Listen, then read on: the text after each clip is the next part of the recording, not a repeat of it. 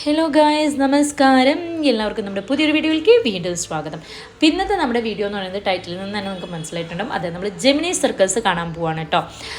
അപ്പോൾ കുട്ടികളുടെ ഒരുപാട് നാളത്തെ ആഗ്രഹമാണ് സർക്കസ് കാണണം എന്നുള്ളത്. നമ്മൾ ഈ സർക്കസിനെ പറ്റിയിട്ടൊക്കെ പറയുമ്പോൾ ഈ ടി വിയിൽ കണ്ടിട്ടുള്ള ഒരു എക്സ്പീരിയൻസ് മാത്രമേ ഉള്ളൂ അവർക്ക്. അപ്പോൾ അത് നേരിട്ടൊന്ന് എക്സ്പീരിയൻസ് ചെയ്യാം, അവർക്കൊരു പുതിയൊരു അനുഭവമല്ലേ ഇത്. അപ്പോൾ അങ്ങനെ അവരൊന്ന് സന്തോഷിപ്പിക്കാൻ വേണ്ടിയിട്ടാണ് നമ്മൾ പോയത് രാത്രി സമയത്താണ് കേട്ടോ. 7 മണിയുടെ ഷോയാണ്. അത്യാവശ്യം നല്ല തിരക്കൊക്കെ ഉണ്ടായിരുന്നു ടിക്കറ്റ് എടുക്കാനായിട്ട്. ടിക്കറ്റ് റേറ്റ് 150 നിന്ന് 500 വരെയൊക്കെയുണ്ട്. എന്തിനാണ് ഇത്രയും വലിയൊരു വേരിയേഷൻ എന്ന് എനിക്ക് മനസ്സിലാവില്ല. കാരണം നമ്മൾ ഏത് ടിക്കറ്റ് എടുത്താലും പോയിരിക്കുന്നത് ഒരേ സ്ഥലത്താണ്, കാണുന്നത് ഒരേ സംഭവമാണ്. പിന്നെ എന്തിനാണ് ഈ പ്രൈസ് വേരിയേഷൻ എന്നുള്ളത് എനിക്ക് മനസ്സിലാവുന്നില്ല.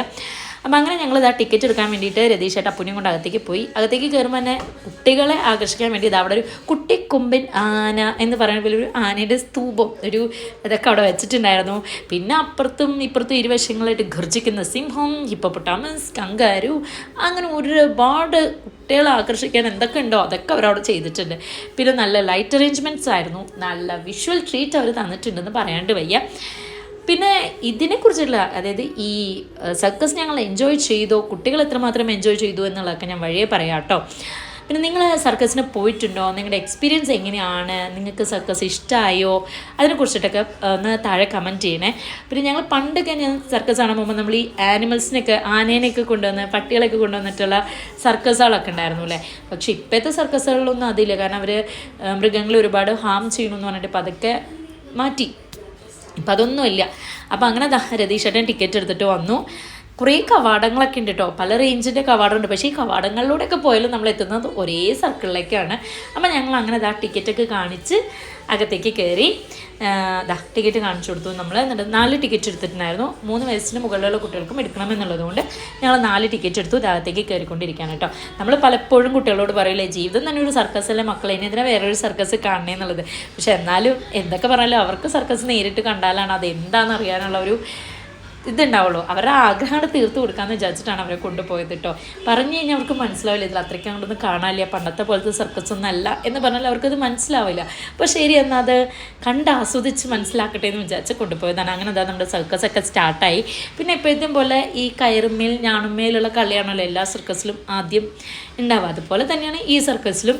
അവർ കാണികളെയൊക്കെ വെൽക്കം ചെയ്തതിന് ശേഷം അവർ ഊഞ്ഞാലാട്ടം, സർക്കസ് ഈ കയറുമേലുള്ള ഊഞ്ഞാലാട്ടം സ്റ്റാർട്ട് ചെയ്തു.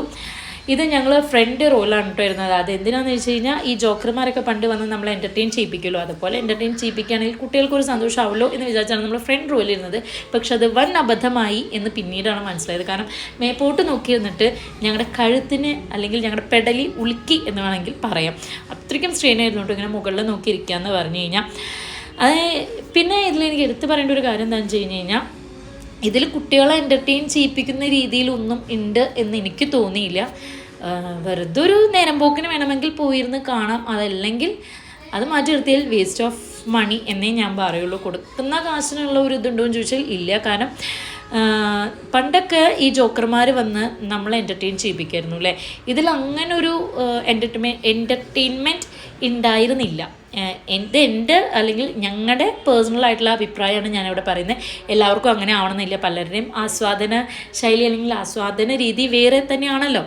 അപ്പോൾ ചിലർക്ക് ഇത് ഇഷ്ടമായിട്ടുണ്ടാവും, ചിലർക്ക് ഇഷ്ടമായിട്ടുണ്ടാവില്ല. പക്ഷെ ഞാൻ ഇതിൻ്റെ രണ്ടിനും നടുക്കായിരുന്നു. കാരണം ഇത് ഫുൾ ഓൺ എൻ്റർടൈൻമെൻ്റ് ആണോ എന്ന് ചോദിച്ചാൽ അല്ല.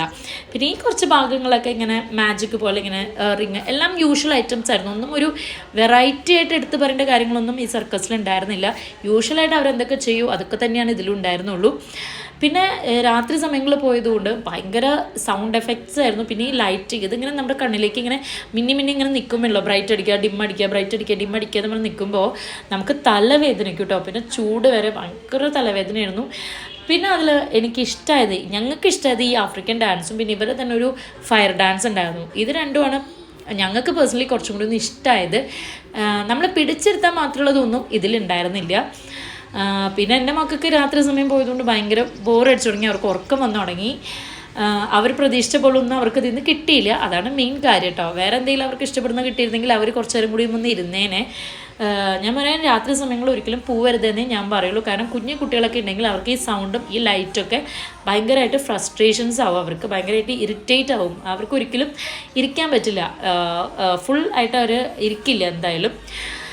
പിന്നെ വിഷ്വൽ ട്രീറ്റ് അല്ലെങ്കിൽ മറ്റുള്ള ഇതൊക്കെ നോക്കുമ്പോൾ ഓക്കെ ആയിരുന്നു. വിഷ്വൽ ട്രീറ്റൊക്കെ ഓക്കെ, അതായത് പുറമത്തെ ആംബിയൻസ് ഒക്കെ ഓക്കെ.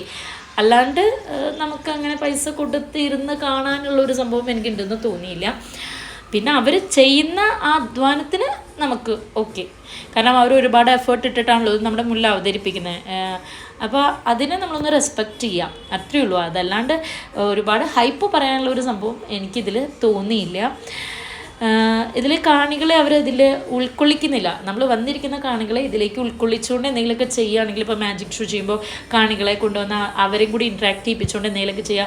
കുഞ്ഞേ കുട്ടികളുടെ ജോക്കർമാർ എന്തെങ്കിലുമൊക്കെ ചെയ്യുമ്പോൾ അവർക്കും ഒരു സന്തോഷം, അപ്പോൾ കുട്ടികൾക്കും കുറച്ചൊരു എൻ്റർടൈൻമെൻറ്റ് തോന്നി അവരൊന്നും ഇരിക്കും. പക്ഷേ ഇതൊന്നും ഉണ്ടായിരുന്നില്ല. ഇവിടേക്ക് എത്തിയപ്പോഴേക്കും എൻ്റെ മക്കൾ ഫുൾ എന്താ പറയുക, വീട്ടിൽ പോവാന്നുള്ളൊരു അവസ്ഥയിൽ. കാരണം ഇതൊന്നും കുട്ടികൾക്ക് അങ്ങനെ ഇഷ്ടമാവുന്ന കാര്യങ്ങളല്ലല്ലോ. അവർക്ക് കുറേ ആനിമൽസിൻ്റെ ഇത് അല്ലെങ്കിൽ വല്ല ആനിമൽസിൻ്റെ സൗണ്ട്സ് അങ്ങനെ എന്തെങ്കിലുമൊക്കെ ഉണ്ടെങ്കിലല്ലേ കുട്ടികളിരിക്കുള്ളൂ. അതൊന്നും ഉണ്ടായിരുന്നില്ല. പിന്നെ ജെമിനി സർക്കസിനെ പറ്റി പറയേണ്ട വേറൊരു കാര്യം എന്താണെന്ന് വെച്ച് കഴിഞ്ഞാൽ, അവരെ ഈ മോട്ടോർ റൈഡ് ഉണ്ടല്ലോ, ബൈക്ക് ഡെത്ത് റേസ് അങ്ങനെ എന്തോ പറയില്ലേ നമ്മൾ, ഈ സംഭവം ഇത് ഭയങ്കര സൗണ്ടാണ് കേട്ടോ. പല കുട്ടികൾ അവിടെ കരയായിരുന്നു ഈ സൗണ്ട് ഇട്ട്. കാരണം അവർ ലൈറ്റും കൂടി ഓഫ് ചെയ്ത് ഈ സൗണ്ട് വന്നപ്പോൾ കുട്ടികൾ പലരും പേടിച്ച് വരെ കരയാൻ തുടങ്ങി. ലാസ്റ്റൊക്കെ എത്തി തുടങ്ങിയപ്പോൾ പിന്നെ ലൈറ്റൊക്കെ വന്നു തുടങ്ങിയപ്പോൾ ഫിനിഷിങ് സ്റ്റേജ് എത്തിയല്ലോ. അപ്പോൾ കുട്ടികൾക്ക് പോപ്കോണും ഐസ്ക്രീമൊക്കെ വന്നു തുടങ്ങിയപ്പോൾ കുറച്ചൊക്കെ അവർ ഓക്കെ, ഞങ്ങൾ ഐസ്ക്രീമൊന്നും മേടിച്ചു കൊടുത്തില്ല, പോപ്കോൺ മാത്രം മേടിച്ചിട്ട് ഞങ്ങൾ ഈ കാഴ്ച കണ്ട് അതവിടെ അവസാനിപ്പിച്ചു. ഇനി എന്തായാലും ജെമിനി സർക്കസ് കാണുമെന്ന് പറഞ്ഞാൽ എൻ്റെ മക്കൾ വാശി പിടിക്കില്ല. ജെമിനി സർക്കസ് എന്നല്ല, സർക്കസേ കാണുമെന്ന് അവർ പറയുന്നത് എനിക്ക് തോന്നുന്നില്ല. അപ്പോൾ ഇത്രയേ ഉള്ളൂ ഈ വീഡിയോ നിങ്ങൾക്ക് കണ്ട് ഇഷ്ടമാവുകയാണെങ്കിൽ ലൈക്ക് ചെയ്യാനും ഷെയർ ചെയ്യാനും സബ്സ്ക്രൈബ് ചെയ്യാനും മറക്കരുത്. നിങ്ങളുടെ സപ്പോർട്ട് ഉണ്ടെങ്കിൽ മാത്രമേ നമുക്ക് വീഡിയോസ് തുടർന്നും ചെയ്യാൻ പറ്റുള്ളൂ. പലരും എൻ്റെ വീഡിയോ സബ്സ്ക്രൈബ് ചെയ്യാതെ കാണുന്നുണ്ടാവും. അപ്പോൾ ഒന്ന് സബ്സ്ക്രൈബ് ചെയ്യാൻ ശ്രമിക്കുക. അപ്പോൾ തുടർന്നും നമ്മൾ വീഡിയോസ് ഇടുമ്പോൾ നിങ്ങൾക്കത് എൻജോയ് ചെയ്യാൻ പറ്റും. ഇതുപോലെ നല്ല രസകരമായ വീഡിയോസും ചലഞ്ചിങ് വീഡിയോസ് നമുക്കിനി വരാനിരിക്കുന്നുണ്ട്. അപ്പോൾ അതൊക്കെ നിങ്ങൾക്ക് നോട്ടിഫിക്കേഷനായിട്ട് കിട്ടണമെങ്കിൽ തൊട്ടപ്പുറത്തുള്ള ബെൽ ബട്ടൺ അമർത്തണം. അപ്പോൾ നമ്മൾ പുതിയൊരു വീഡിയോ ആയിട്ട് വീണ്ടും വരുന്നതായിരിക്കും. അതുവരേക്കും it's me bye from Bangalore.